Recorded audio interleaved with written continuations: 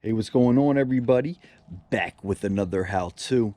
Today we're going to be reviewing, diagnosing, and solving a P0496 on this 2015 3.6 V6 Camaro. Now this should fall in line with any 5th gen Camaro, which is 2010 to 2015, so let's get into it now.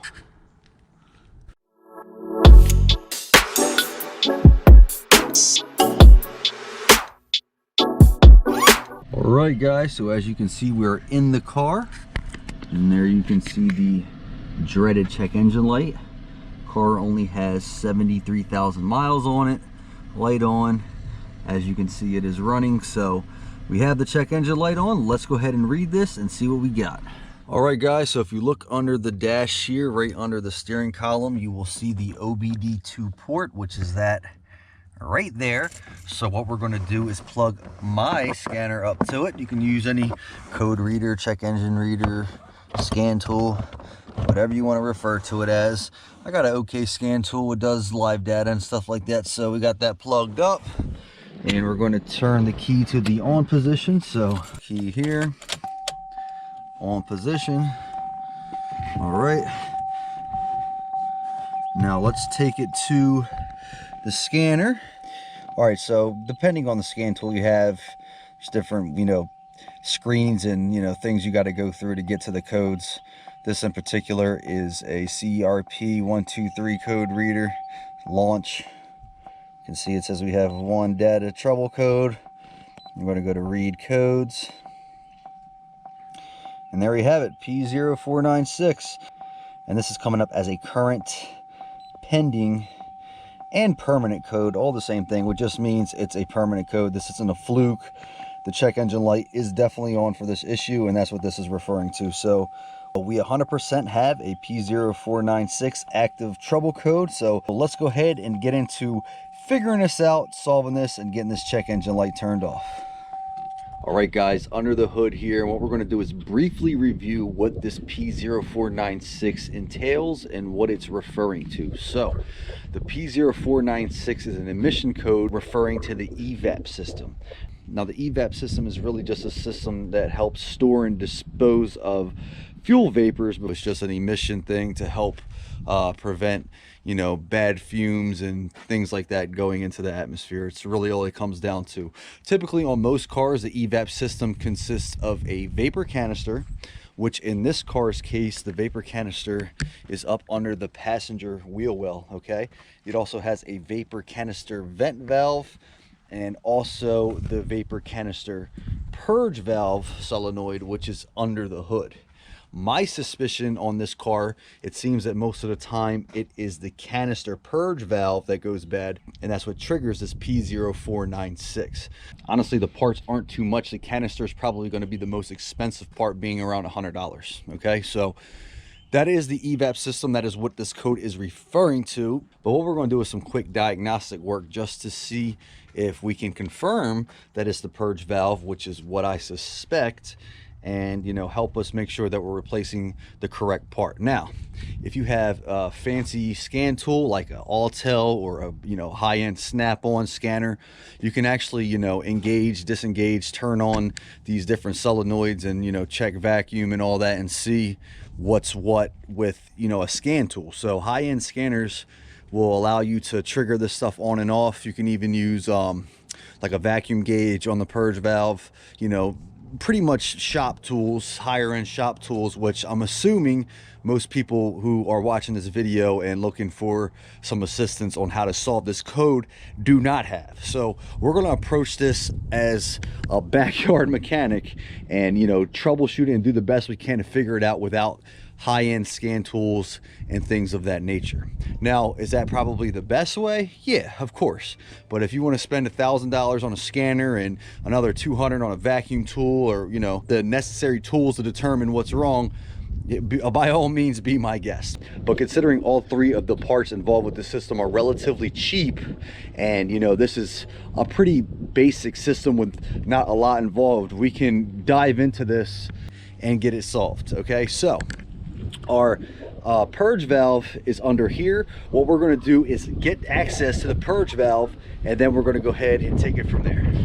All right, guys, so our purge valve solenoid is on the passenger side here, back in this area, so we're just going to have to gain access to that real quick so we can go ahead and proceed with getting this resolved. So first thing, of course, is this cover has to come off, so oil cap has to come off. I'm going to put that to the side. This should pop up. It just pulls out from the back like so. All right, so we'll put this to the side. And now we're back under the hood, and I would suggest putting the oil cap back on just to prevent any mishaps or anything like that from falling in there, because you'll have a lot bigger problem if you drop something in your engine there. So there is the purge valve solenoid. Okay, so that's it right there. What we're going to do is remove this rear part of the cover, which is pretty simple. This has 2 push clips. We're going to pop that out, and then we'll have access to the purge valve. All right, so these are just little plastic push clips. It is a Chevy, so I'm sure they're cheap and brittle, but should be able to get them out with not much effort at all. See, it's got a panel popper tool here, and she came right out. All right, so there's one. Just gonna put it up here on the cowl. Get the second one right here.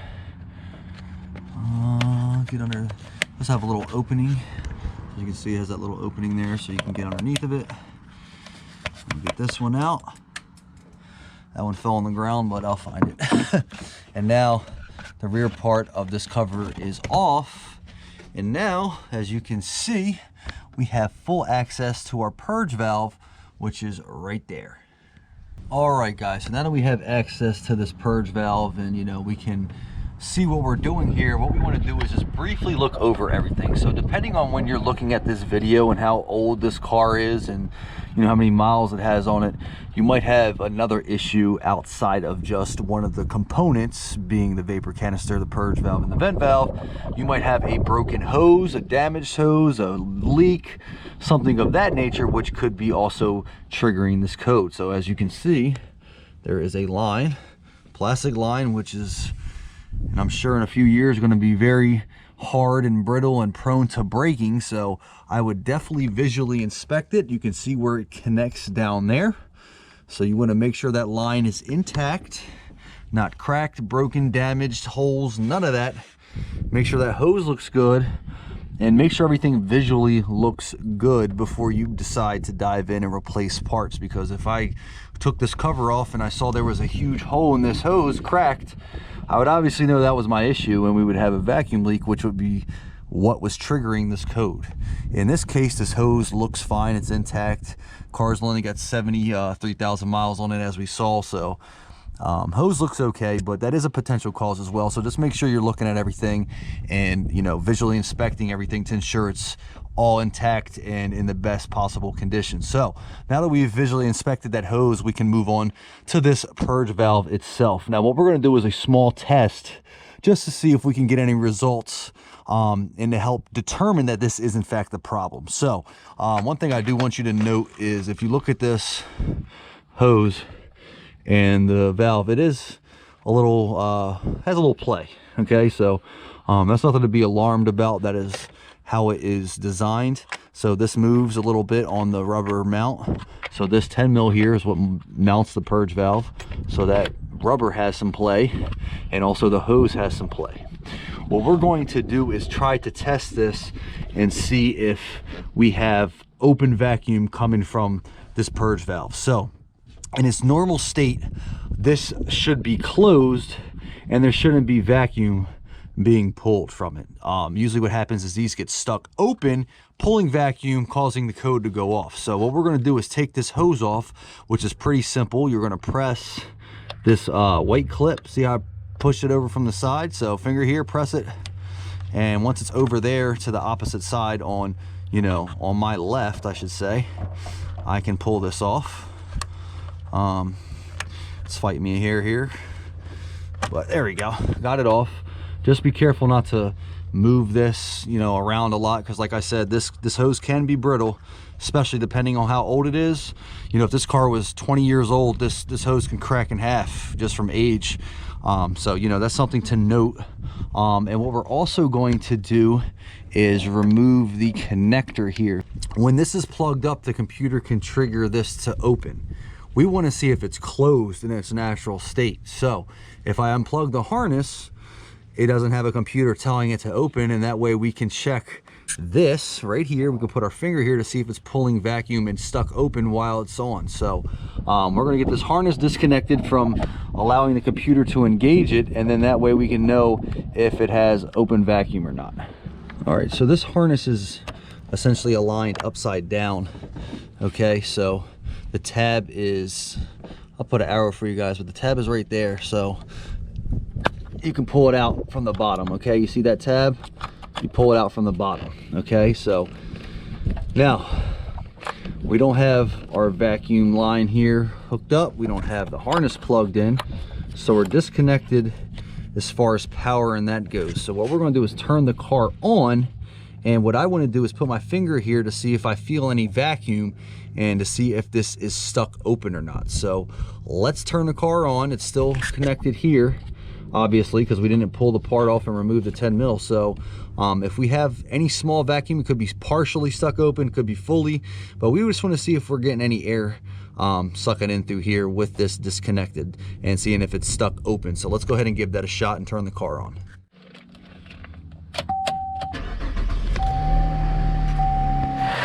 All right, guys, it's going to be loud because it's running, obviously, but yes, it is stuck open. It is pulling my glove.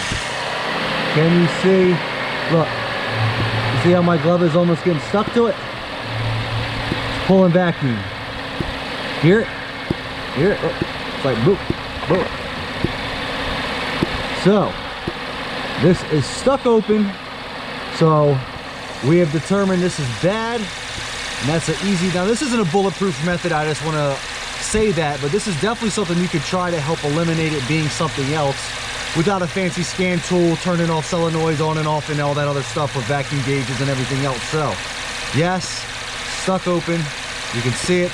Let's get this thing off. All right, so we are back here to our purge valve. We already got done a lot of the battle because we took this off, took the harness off. So only thing still holding us on is this 10 mil. So we got a 10 mil right here. So I have a ratcheting wrench. You can use a socket wrench, really whatever tool you choose, and whatever works best for you is perfectly fine. I just had this right next to me because I did a job before it, so figured I can go ahead and use it for this, and I can. So I've got the ratcheting wrench to break this free. She's coming off a little tight, but not a big deal. It's coming out. And then once this 10 mil is out, this valve should just pop itself out. It's going to have an O-ring sealing it to this right here, so it's going to need a little tug to get it out. I'm going to pull this 10 mil all the way out of it, and now this is completely free, and I just need to give it a little pull back, as you just saw, and that allows that O-ring to pop out of its seal spot right there. Okay, so here is our old stuck open purge valve.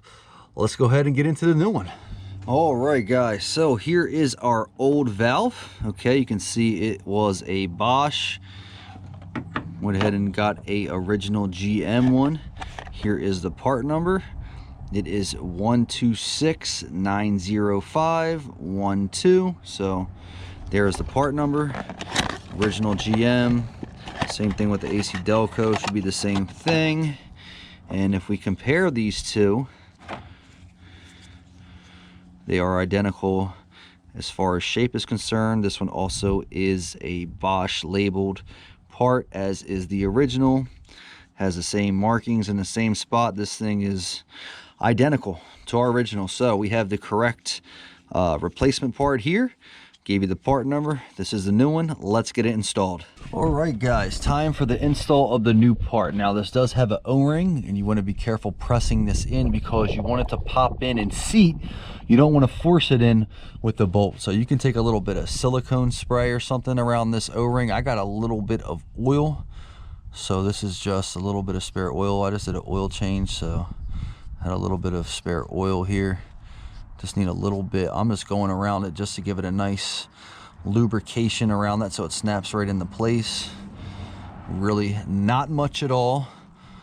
You know, just enough to get us in a good spot. So before I plug this back up, or pop it in I should say, I'm going to plug in the harness, since it's be a little bit easier to do it while it's off. So there we go, got that plugged in.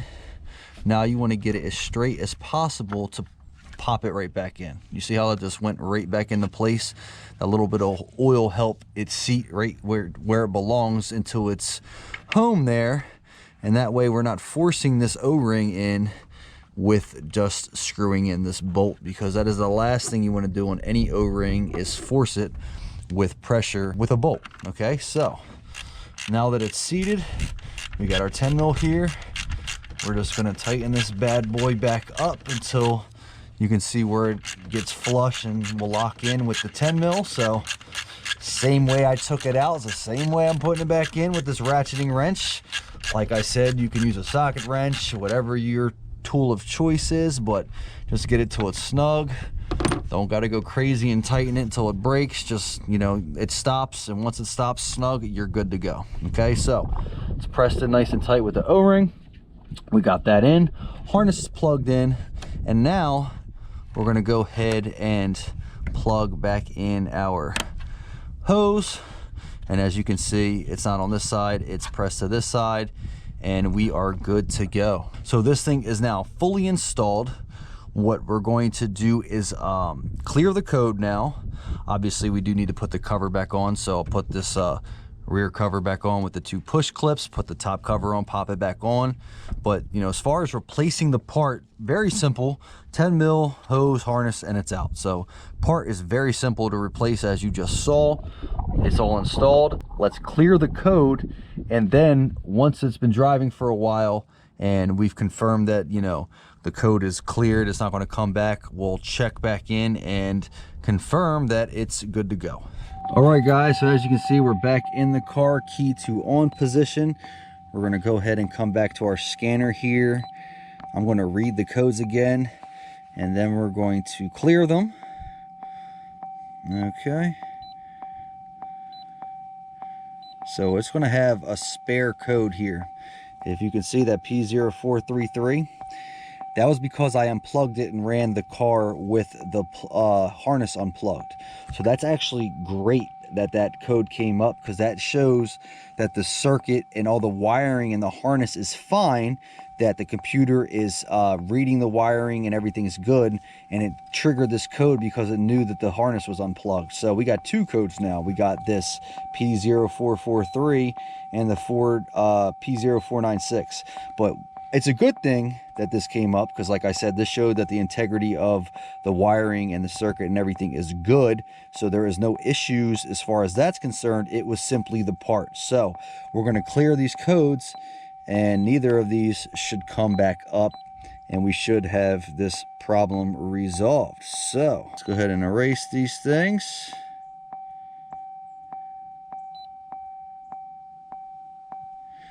And there we go. Emissions related information has been cleared. So we got that cleared. Let's go ahead and turn this thing on. As you can see, our check engine light is off. So we cleared the code. We'll let this run for a little bit, and I'll check back in a second after it's ran for a little bit to make sure that the code hasn't come back on immediately. And then from there, we'll make sure it doesn't come back on after some mileage. And then from there, we'll deem this fixed. So there we go, guys. Let's go ahead and let this bad boy run for a bit. All right, guys, so as you can see, car's been running for about 10 minutes. We got no CEL still, which is honestly doesn't mean too much, because the car really needs to run and drive for this to register and verify if it's corrected and ensure that the check engine stayed off and we solved the issue. Although it does help us know that that P0443 only came on due to us unplugging it, because obviously if there was an issue there, that would have popped back on immediately. So we're good as far as that goes. Everything is looking good. Car just needs to drive for a little bit, and then we can confirm that this issue is resolved and that everything is good to go. All right, guys, so we got that successfully replaced. We're going to go ahead and put our covers back on, and then this project will be deemed done as far as the replacement of the Purge solenoid. So take your clips, pop them back in. There is the rear cover back on. Now we just got to get the front cover. Already got the front cover here. Take the oil cap back off. Go ahead and slide this back in. So as you can see, those two openings has those little tabs that are going to slide in and press it down. Okay, so let's go ahead and get our oil cap back on. That's in. Just make sure it's pressed down nice and tight. And there we go, guys. This is fully done. Reassembled, purge valve installed. So I hope this helped with diagnosing and resolving your P0496 on your 3.6 V6 5th gen Camaro. Make sure you stay tuned because you never know when I might be wrenching on this thing again. And until next time, guys.